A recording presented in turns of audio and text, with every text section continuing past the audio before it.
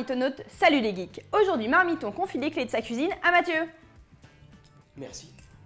Salut à tous, c'est Mathieu de Salut les Geeks. Aujourd'hui, je me retrouve dans la cuisine de Marmiton. Et je ne suis pas tout seul à être passé dans cette cuisine, beaucoup d'autres personnalités du web se sont essayées à l'art culinaire. Vous pouvez aussi découvrir la précédente vidéo en cliquant juste ici, mais en attendant, je suis persuadé que vous vous demandez ce qu'un homme qui passe 10 heures devant son écran d'ordinateur mange. Réponse en image. Vous savez, quand on joue ou qu'on passe son temps sur internet, on n'a pas forcément le temps de manger. Le but c'est de manger rarement mais en quantité suffisante de lipides pour ne pas se transformer en momie devant son écran.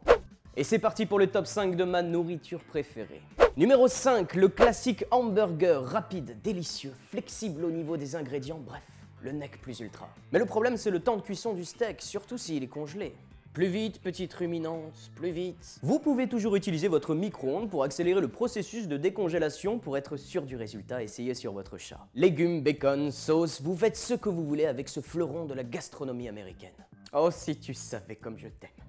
Numéro 4, la fameuse pizza industrielle du rayon frais. Attention tout de même, vous pouvez penser que manger cette pizza crue peut être une bonne idée pour gagner du temps. Je vous conseille tout de même de la faire cuire pour éviter une intoxication alimentaire qui ferait l'effet d'un régime pour anorexique. Et là aussi, vous pouvez rajouter des ingrédients, plus de fromage et une autre petite touche de fromage. Avec ça dans le ventre, plus besoin de se nourrir pendant 48 heures. Numéro 3, l'exceptionnel croque-monsieur, ce miracle de la gastronomie française est polyvalent, four, poêle, gaufrier, vous pouvez le cuire dans n'importe quoi. Sauf peut-être au bain-marie, à part si vous aimez les textures proches de l'huître de mer. L'avantage, ce sont les ingrédients. Pour un budget minime, vous pouvez remplir votre frigo pour faire des croque-monsieur pour une durée de 2 mois. Et ceci peut être appréciable si vous êtes comme moi et que le simple fait de faire vos courses vous donne l'impression de vous faire peler la peau à coups de machette. Et numéro 2, on parle beaucoup de nourriture salée mais peu de sucré. La recette qui va suivre peut paraître un peu ragoûtante au début, c'est ce que je pensais aussi, mais en fait c'est plutôt bon. Prenez du Nutella, tartinez-le et rajoutez par-dessus des petites cacahuètes de bistrot, puis remettez une tranche de brioche. Quel sandwich délicieux, rappelant le mariage sucré-salé d'une cuisine raffinée. L'avantage est le gain de temps énorme, vous pourrez aisément faire ce sandwich sans vous lever de votre bureau. Attention tout de même à ne pas tartiner par inadvertance votre clavier. Effectivement, le plastique est difficilement comestible. Et numéro 1, l'invention la plus belle du monde, celle qui vous sauve la vie un dimanche soir quand votre frigo est vide, les pâtes.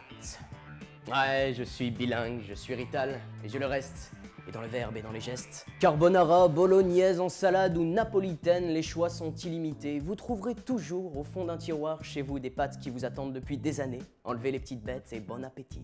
Et quand bien même il resterait des mythes alimentaires, ça vous fera un apport en protéines non négligeable. Quel est votre plat préféré? N'hésitez pas à laisser un commentaire en dessous de la vidéo. Je sais que c'est pas très gastronomique, mais avec ces idées, vous ferez peut-être plaisir à votre frère, votre fiancé, votre enfant, ou encore votre papy qui n'a pas lâché Pac-Man depuis 20 ans.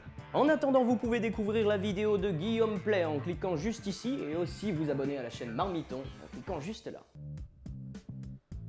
Une bonne idée pour gagner du temps. Je conseille tout de même de la cuire si vous ne voulez pas.